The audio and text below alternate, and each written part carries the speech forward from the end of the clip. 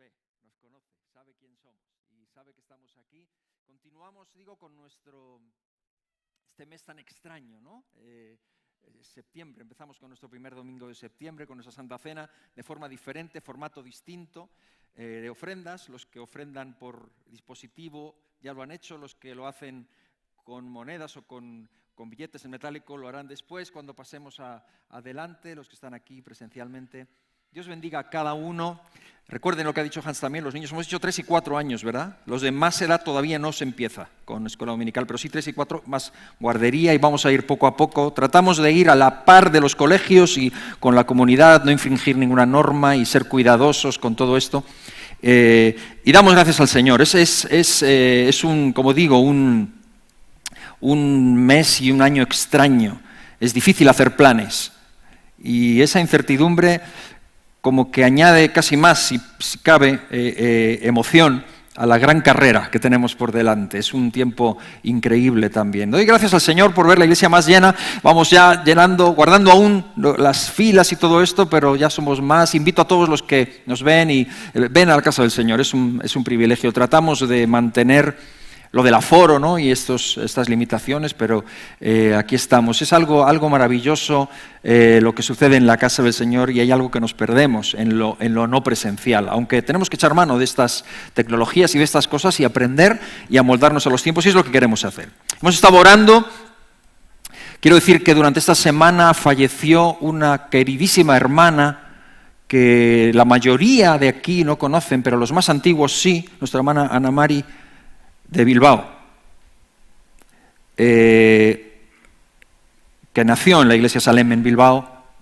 Actualmente ella y su familia pues se congregan en otra iglesia, pero siempre ha habido una bonita relación y es alguien que amamos mucho y que el sábado que viene van a tener con todo esto es en el País Vasco y con todo esto de las restricciones, pues los entierros también pues tienen su restricción y ellos van a tener un culto especial, homenaje. Es una hermana que se entregó al Señor con 12 años y una de las cosas que la caracterizaba era que escribía canciones al Señor con su guitarra, escribía una por día, yo creo, yo no sé, pero son más de 1000 las canciones que ella ha escrito y siempre se caracterizó por eso, una mujer que alababa al Señor.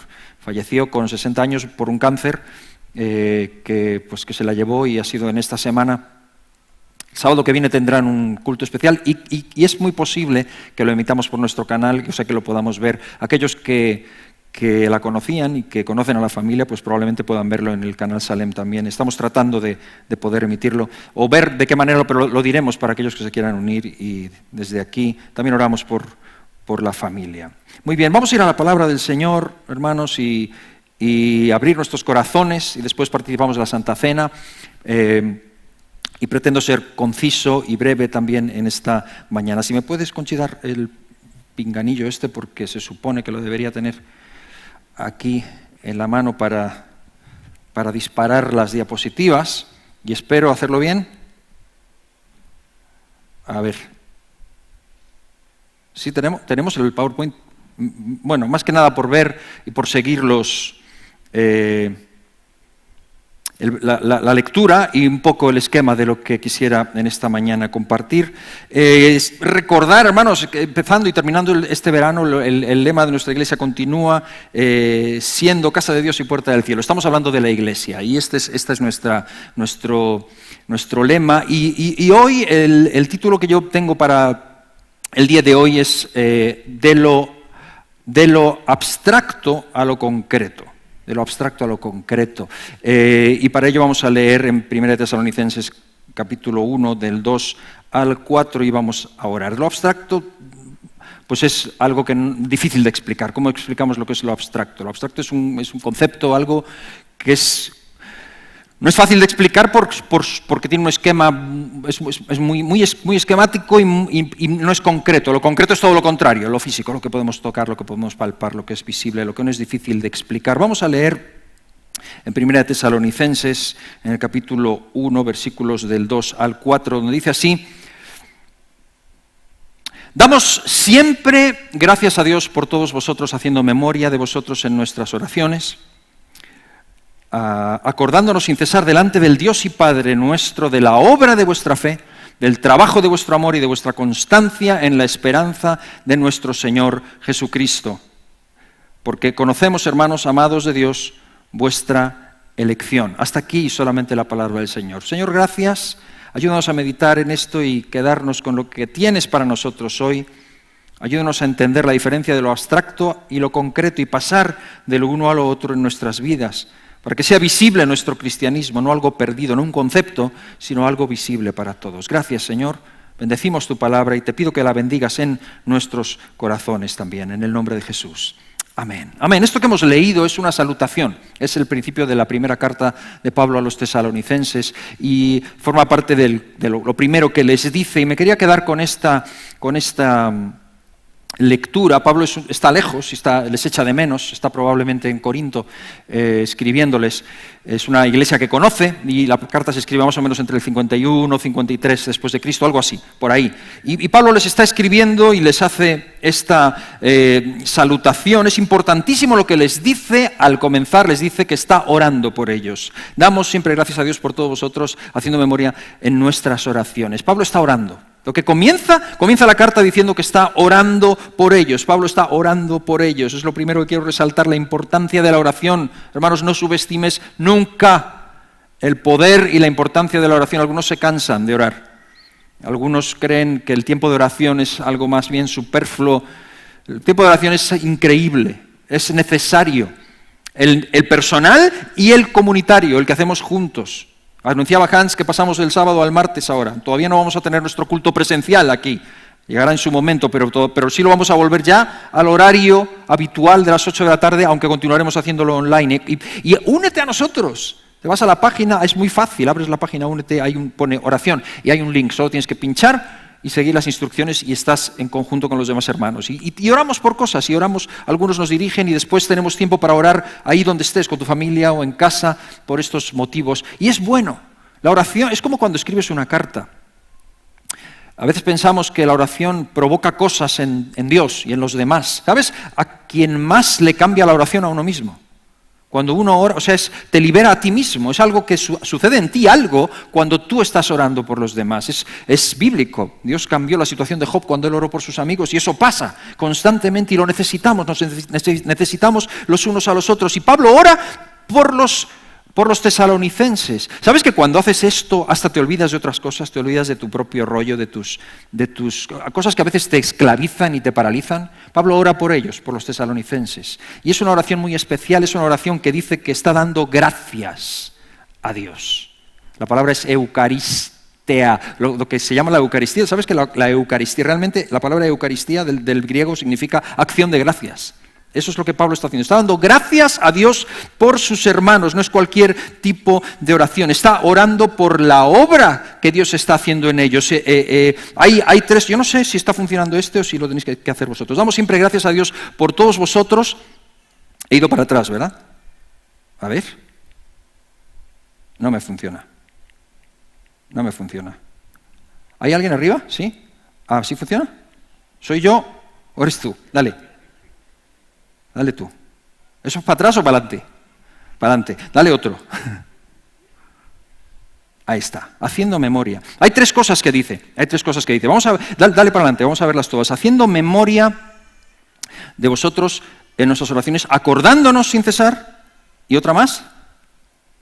Porque conocemos. Son tres verbos. Y aquí conocemos, el último está en presente, de indicativo, pero en el original también está en gerundio. Son tres gerundios, haciendo memoria, acordándonos y conociendo. Es lo que Pablo dice. Dice, hace memoria, el original realmente dice, más que hacer memoria, dice haciendo mención, hace memoria y hace mención, los menciona. Cuando oramos mencionamos personas, mencionamos gente. Pablo está haciendo mención de ellos a cada uno en particular. Dos, se está acordando sin cesar, que este segundo verbo es al que yo me quiero referir más. Esto es más como introducción, ¿no? Acordándose sin cesar delante del Dios y Padre nuestro de toda una serie de cosas. Se acuerda, da gracias a Dios mencionándoles, acordándose de la obra de Dios en su vida y conociendo su elección. La elección, de esto estaba leyendo en esta semana, la elección de Dios. Dios los eligió a ellos, pero también la elección de ellos de elegir a Dios, porque Dios nos escoge, ¿no? Jesús dijo, no me escogisteis vosotros a mí, Yo os escogí a vosotros, ¿no? Es cierto que Él nos escoge, dice Pablo, conociendo que Dios os ha elegido, pero también la elección de ellos. También la elección de ellos, como María que escogió la buena parte y nadie se la quitaría. Ese es el gran misterio, lo que Dios hace y lo que nosotros hacemos en todo esto. Hay una elección de Dios, hay una elección nuestra también. Y Pablo está orando. Pablo cuando ora no está orando por el coche del año, por cuestiones más que supongo que tendrían lugar en su vida. Pero cuando los escribe dice, hermanos, yo salgo de toda mi rutina acordándome de vosotros, haciendo mención de vosotros, orando por vosotros, acordándome de la obra que Dios está haciendo. ¿Sabes que te puedes alegrar y orar, dar gracias a Dios por lo espiritual? No es eso caminar levitando y estar fuera del mundo, no, es poner la vista donde uno la tiene que poner. Y necesitamos a diario, mis hermanos y hermanas, empezar a poner los ojos donde hay que ponerlos. Que tenemos tantos mensajes y tantas cosas que se nos dicen y tanta mentira y tanto pan y circo alrededor nuestro. Necesitamos poner los ojos donde hay que ponerlos. Y te digo, lo mejor que podemos hacer es ponerlos en el mundo espiritual, sosteniéndonos viendo al invisible, mirando con los ojos espirituales lo que no se ve con los ojos físicos. Eso nos va a sostener, eso va a marcar nuestras decisiones, va a marcar nuestro estado de ánimo, va a marcar tus acciones, va a marcar todo lo que hagas. ¿Dónde estás decidiendo poner los ojos? Y la oración tiene mucho que ver con esto, porque te introduce en ese mundo espiritual, te introduce a ponerte delante del Señor dando gracias por tus hermanos. Pablo dice, por todos vosotros. Algunos dirán, bueno, yo doy gracias por algunos. Por otros, bueno, como me decía un amigo, tú eres un hombre al que Dios ama, yo soy un hombre al que Dios tolera. ¿Qué tipo de persona es tu hermano? ¿De los que el Señor ama o de los que el Señor tolera? ¿De los que amas o de los que toleras? Dice Pablo, doy gracias por todos, porque incluso a los que tienes que tolerar, más que amar, te es más fácil tolerarlos que amarlos, da gracias a Dios por ellos, porque sabes que el Señor sigue, o sea, si ponemos los ojos donde los tenemos que poner, vemos que Dios sigue obrando en cada uno de nosotros a través, que necesito a cada uno de mis hermanos, porque Dios sigue obrando en ellos. Doy gracias a Dios, como decía el difunto pastor Rodolfo Loyola, por mis enemigos, aunque ellos no lo sepan, estoy agradecido. Doy gracias a Dios por ellos. Pero en este caso Pablo ora por sus hermanos en Tesalónica. Ya no sé si voy para adelante o para atrás. Podemos darle una más porque me quiero quedar con este versículo, acordándonos sin cesar de las cosas que él ora y da gracias. Creo que este versículo es el central y de esto quiero hablar. Pablo se acuerda, de aquí saco este título, de lo abstracto a lo concreto, porque Pablo está dando gracias delante de Dios por tres cosas, que son lo abstracto: fe, amor y esperanza. Doy gracias a Dios por vuestra fe, doy gracias a Dios por vuestro amor y doy gracias a Dios por vuestra esperanza. ¿Os recuerda algo estas tres? Son comunes en Pablo. Pablo las menciona mucho, las menciona varias veces. Más adelante, el capítulo 5 en Tesalonicenses también, el 1 Tesalonicenses. Después en 1 Corintios 13, ¿te acuerdas? 3. Permanecen la fe, la esperanza y el amor, y decimos que el mayor de ellos es el amor, dice Pablo. Pablo cuando ora por ellos y se concentra en esto, dice, doy gracias a Dios por vuestra fe, por vuestro amor y por vuestra esperanza. Pero esto, que son cosas que tenían, y que Pablo da gracias por ellas, son cosas abstractas. Esto es abstracto. ¿Qué es la fe? Wow, definamos la fe. La certeza de lo que se espera, la convicción de lo que no se ve. Hay que comprarse un diccionario y empezar a buscar y a profundizar en el griego y en el latín y en el arameo, a ver la fe, cómo podemos definir, porque es algo abstracto que tiene muchas definiciones, también muchos diferentes conceptos de fe, y hay mucho que hablar de ello. La fe es algo, al fin y al cabo, abstracto. El amor, pues hay que tirar del griego también ahora, que si el ágape, que si tenemos que empezar a explicarlo. Porque no es tan fácil decir amor y entender todo lo que estamos diciendo. Es algo que se siente, es algo que se hace, es algo que se decide, es algo que es muchas cosas, pero es abstracto. El amor. La esperanza. Pues si esperamos, como es lo que no vemos, con paciencia lo aguardamos, dice Pablo. ¿Qué es la esperanza? Pues la esperanza, ¿cómo lo explicas? Pues hay vete al diccionario, hay una definición. Pero es abstracto. No es fácil explicárselo a un niño, no es fácil traducírselo a alguien si no tienes la palabra exacta que define ese concepto abstracto. Pablo da gracias porque estos hermanos tienen estas cosas que son abstractas. Fe, amor y esperanza, las tenemos en el griego y las conocemos, y sin embargo, estos hermanos no solamente tenían algo abstracto, habían conseguido que la fe, el amor y la esperanza se concretaran en cosas. Y si pasamos a la siguiente, ahí están. La obra de vuestra fe, el trabajo de vuestro amor y la constancia en la esperanza. Eso es concreto. Los tesalonicenses habían conseguido, y Pablo daba gracias por ello, habían conseguido pasar de lo abstracto a lo concreto. Habían conseguido que la fe se tradujera en obras, que el amor se tradujera en trabajo, que la esperanza se tradujera en constancia. Y eso es concreto. Eso era visible. Pablo no da gracias, doy gracias al Señor por vuestra fe, amor y esperanza. No, Pablo da gracias, doy gracias a Dios por la obra de vuestra fe, por el trabajo de vuestro amor, por la constancia de vuestra esperanza. Wow, por eso da gracias Pablo. Porque eran gente que se habían dejado de conceptos. Yo doy gracias a Dios por cristianos que son militantes, que están ahí.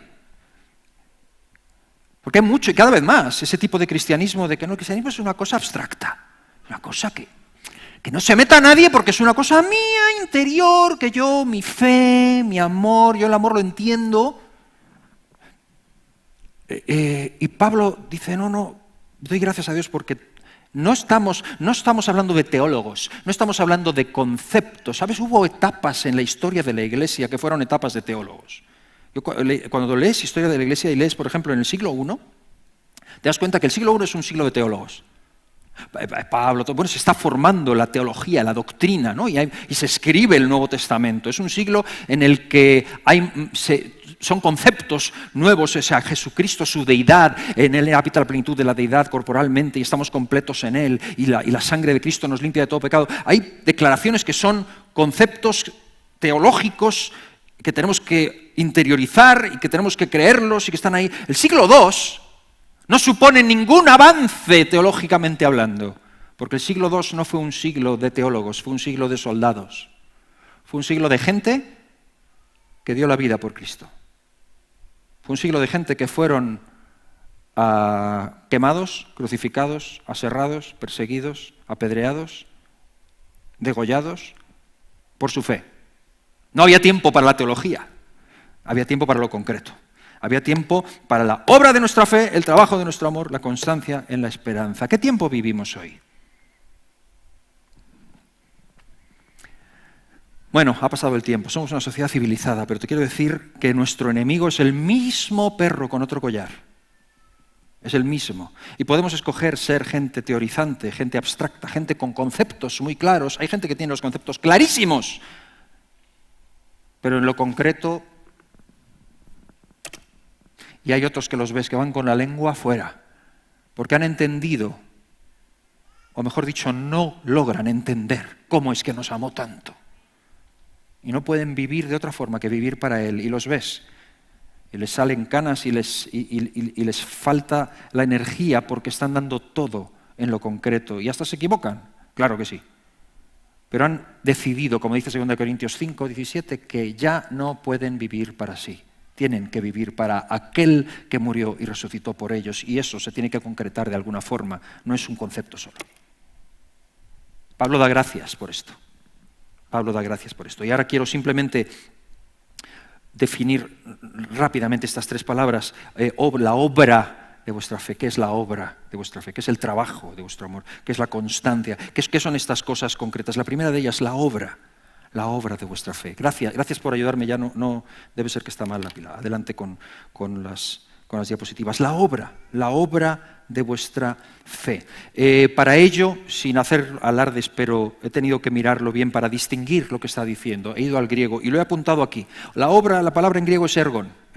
No sé si es ergon, como se diga, pero esa es la palabra. Y significa literalmente deber, un deber. Una responsabilidad, una tarea, una ocupación, una labor. La obra de vuestra fe. Es curioso que exista esa dicotomía teológicamente entre fe y obras. Fe y obras, cuando Pablo dice la obra de vuestra fe. O sea, es que la fe produce obras. Que la fe produce una tarea, un deber, una ocupación, una labor. La fe lo tiene, la fe cuando se concreta, cuando deja de ser abstracta, como dice Santiago, muéstrame tu fe a través de tus obras. Ergon. He cogido algunos versículos en los que se utiliza esta palabra. Por ejemplo, Marcos 13:34, cuando habla Jesús la parábola del hombre que se fue lejos y dejó su viña a unos hombres y le dijo a cada uno su obra, su labor. Ergon. Le dijo la tarea. Eso es ergon. O en Juan 5:36, cuando Jesús dice, las obras de mi Padre he venido a hacer, las ergon de mi Padre he venido a hacer. O Hechos 13:2, apartadme a Saulo y Bernabé para la ergon, que los he llamado. La tarea, la ocupación, fruto de la fe. Romanos 3:20, por las ergon de la ley ningún ser humano será salvo. Ningún ser humano es justificado por las ergon de la ley. No somos salvos por ergon, somos salvos para ergon. Porque por gracia sois salvos por medio de la fe, esto no de vosotros, pues es don de Dios, no por obras para que nadie se gloríe, porque somos hechura suya, creados en Cristo Jesús para buenas ergon. Una tarea. La fe abstracta se concreta en ergon, en obras. La siguiente. La obra de vuestra fe. El trabajo de vuestro amor. La palabra trabajo no es ergon, es otra en griego. ¿La podemos ver? Es kopos, es otra cosa. Porque si no, se podría confundir, ¿no? Trabajo con obras. Pero kopos, lo que está diciendo aquí es más que trabajo. Podría confundirse con obras, pero no es deber, tarea, solamente es más. Es un matiz muy claro que tiene que ver con esfuerzo y fatiga, es decir, que incluye sacrificio.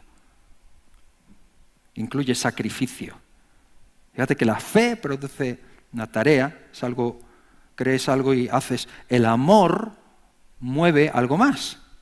Mueve el corazón a autonegarse uno a cosas. Ya no es una tarea solamente, es un sacrificio que uno hace. Lo traduce la Reina Valera al español o al castellano como trabajo. He cogido también algunos versículos que lo dicen. El que planta y el que riega, 1 Corintios 3:8, el que planta y el que riega son una misma cosa, pero cada uno recibirá recompensa conforme a su copos. No a la tarea, sino al copos. 1 Corintios 15:58. Estad pues firmes, este versículo que se usa tanto para saludar en postales, felicitaciones, estad pues firmes en el Señor, sabiendo que vuestro copos en el Señor no es en vano, vuestro esfuerzo en el Señor no es en vano. No está hablando de la tarea, está hablando de la inversión. O Hebreos 6:10, Dios no es injusto para olvidar vuestro copos. No solo el ergón, Dios ve el copos. Apocalipsis 14:13, muy bonito este versículo cuando dice, bienaventurados los que mueren en el Señor. Es muy bonito porque este versículo tiene las dos palabras. Dice, los que mueren en el Señor, bienaventurados de ahora en adelante, porque sus ergon, obras, sus ergon, siguen con ellos. Descansarán de sus copos, de sus trabajos, de sus fatigas, de su sacrificio. ¡Wow! Es más que una tarea pendiente en la lista. Es más que una cosa que cuando la has hecho la tachas, simplemente. Eso sería muy parecido a ergon. Y que viene por la fe. Es algo que lleva a poner el corazón. Y es muy fácil vivir en modo ergon. Otra cosa, simplemente porque hay que cumplir algo, ¿no? Mis 8 horas y la tarea está hecha. Y hoy especialmente, ¿no? Con esta ley del mínimo esfuerzo. Porque la fe no te lleva necesariamente a sacrificio, sino a tarea, a responsabilidad. Porque sabes, has creído. Pero el amor te lleva al sacrificio, te lleva al trabajo, te lleva a copos, te lleva a correr la segunda milla. La segunda milla se corre por amor. Wow, te hace pensar. Pablo está dando gracias a Dios por los tesalonicenses porque han sido capaces de pasar de lo abstracto a lo concreto. Gracias. Una más. Vuestra constancia en la esperanza. La palabra es hiponome, no sé cómo es. Significa resistencia firme y en muchos lugares en la Reina Valera es paciencia. Se traduce muchas veces cuando leemos paciencia, el original griego es esta palabra. Hiponome, dicen los griegos. Resistencia, paciencia. La abstracta esperanza se concreta en la resistencia. en la paciencia, en el seguir adelante sin desmayar nunca, pase lo que pase, porque tengo una esperanza que es abstracta, pero está concretada en esta actitud, visible para todos. Versículos que he cogido para compararlo y en los que se usa esta misma palabra, Lucas 8:15, cuando habla Jesús, la parábola del sembrador, habla de la semilla que cae en buena tierra, esos son los que llevan fruto, al 30, al 60, al 100 por uno, dice, y dan fruto con perseverancia, hiponome, con paciencia, con resistencia firme. Romanos 8:25, si esperamos lo que no vemos, con hiponome, con perseverancia, lo aguardamos. La esperamos, tenemos esperanza abstracta, pero se concreta. Colosenses 1:11, que seáis fortalecidos con poder para toda perseverancia y paciencia, hiponome. Hebreos 12:1, por tanto, todos nosotros, teniendo alrededor nuestro tan grande nube de testigos, despojémonos de todo el peso del pecado que nos asedia y corramos con hiponome la carrera que tenemos por delante, con paciencia. Porque ahí es donde se concreta la esperanza. Por lo tanto, es perseverancia, es continuar, es no cortar a la primera de cambio, sino seguir. Así que la manera en que se concretan la fe, el amor y la esperanza es a través de ergon, kopos y ponome. Es a través de las obras de la fe, el trabajo del amor, la constancia en la esperanza, son cosas por las que Pablo da gracias, porque sí, la seriedad de la tarea, la responsabilidad de la tarea, el compromiso de la tarea, pero es más, es amor sacrificial que te lleva a recorrer una segunda milla y invertir de ti mismo cuando otro se quedaría calentito en casa. No estoy hablando de la desescalada, estoy hablando del que el amor te mueve a correr una segunda milla, que solo con la fe no alcanzas, también los demonios creen y tiemblan. Aunque la fe de los demonios es una fe muerta, no tiene nada que ver. Pero hay un paso más, y el sacrificio es movido por el amor, y después hay más, es la constancia, porque es fácil a veces empezar bien y te vienes abajo. Cuando hay una esperanza viva se concreta en la constancia. Entonces termino, y vamos a participar de la cena del Señor. Termino diciendo esto, y no lo olvides. Un paralítico es visitado por Jesús en Juan capítulo 5. Un hombre que evidentemente necesita un encuentro con Jesús. Necesita ser tocado por el poder de Jesús. Está sentado junto al estanque de Betesda y tiene toda una historia. Y tiene una carga en la mochila de autocompasión que no te digo nada. Y de todas las cosas que Jesús le podría haber dicho, lo que le dice es, ¿quieres ser sano o no quieres? ¿Quieres o no? Y a alguno le podría parecer irrelevante la pregunta porque es evidente que el hombre necesita algo, pero es muy relevante. De hecho, el hombre no sabe contestar. El hombre empieza a contar es que no tengo nada, pero te estoy preguntando que si quieres o no. No, es que yo, fíjate, espera, te voy a contar. Mira, es que viene un ángel, no sé qué, sale. ¿Quieres o no quieres? Pues si te olvidas de todo, no te olvides de esto. Pasar de lo abstracto a lo concreto no es encontrarte con Jesús solamente. Hay mucha gente que se encuentra con Jesús. Hay mucha gente que conoce a Jesús y no pasa de lo abstracto a lo concreto nunca. Porque hace falta algo más que un encuentro con Jesús. Y el encuentro con Jesús es lo que más necesitamos, es lo primero. Sin Jesús no vamos a ningún lado. Pero lo que te quiero decir es que para pasar de lo abstracto a lo concreto hace falta algo más. La experiencia es necesaria, la experiencia es buena, pero hace falta una decisión.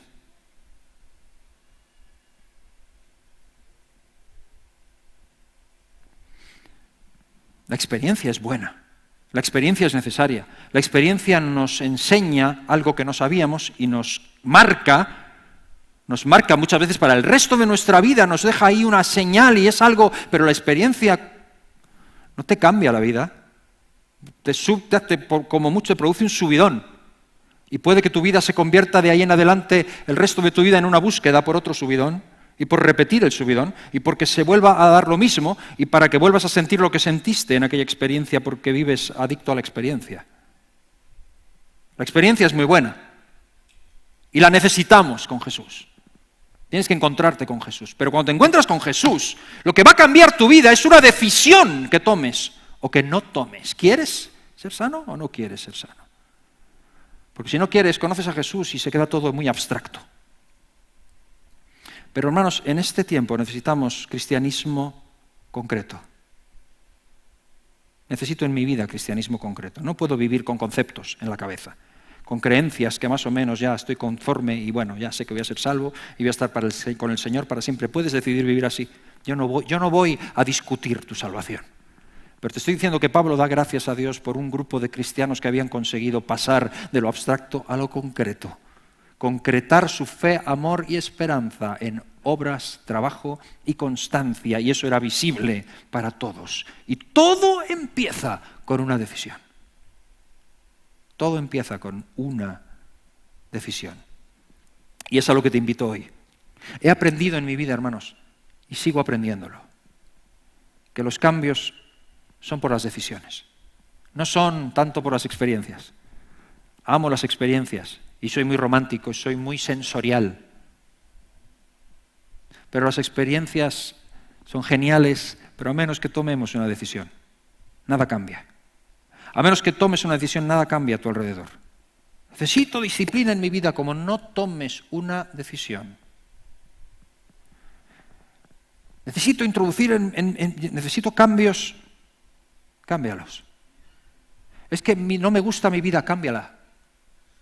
No me gusta lo que veo, no me gusta lo que está pasando, cámbialo. Decide cambiarlo. Porque el Señor, el poder más grande del universo está a tu disposición. Jehová está contigo como poderoso gigante. Has encontrado a Jesús, te lo está diciendo. ¿Quieres ser sano? Ok. Déjate de si viene uno antes y el otro. Deja de mirar a otro lado, deja de excusarte, deja de mirar hacia atrás y culpar a tus padres, a tu familia y al susum cordan de tu situación. Decide. En el nombre de Jesús, levántate y anda. Camina. Ya sabemos que no se puede caminar sobre el agua. Ya sabemos que el agua no sostiene a un ser humano. Pero si lo dice Jesús, si Jesús dice ven, si tú me dices ven, ¿no? Si Jesús dice ven, Pedro lo dijo, eso no se lo inventó el cantante, ya lo dijo Pedro. Si tú me dices ven, Señor, salgo de la barca y pongo el pie en el agua. Si eres tú, di que yo vaya, ya verás. Porque si eres tú, ya no es que yo sepa o que el agua cambie, es que eres tú, es tu palabra. En tu palabra echaré la red, Señor. En tu palabra decidiré hacer las cosas. Y vamos a tomar la Santa Cena y te presento a alguien, al primero de todos, que convirtió lo abstracto en concreto y vino a Belén. No le bastó con amar al mundo, lo concretó. No le bastó con tener una idea, una fe, una creencia, una esperanza de que las cosas cambiarían, lo concretó. Vino. Y hoy lo recordamos con vino y pan. Cristianismo no puede ser algo abstracto. Necesitamos que sea algo muy concreto. Y te invito en este tiempo en el que vamos a adorar al Señor, y pido por favor a los músicos que vengan, los hermanos que están al cargo de las mesas y los hermanos de recepción y acomodo que van a dar las instrucciones, prepárense para que podamos caminar y podamos venir al frente. Te invito a que cuando tomemos el pan y el vino sea un momento sagrado. Los católicos dicen que es un sacramento. Hagamos que sea un momento sacro, un momento santo, un momento de conexión con el Señor. Un momento en el que tomes decisiones. A lo mejor dices, no quiero tomar una decisión aquí bajo una emoción o bajo el impacto de algo que acabo de escuchar, necesito pensarlo. Ok, piénsalo. No seas necio. Siéntate, haz cuentas, piensa cuánto te va a costar. Cambia tus prioridades, tus horarios, empieza a haz números.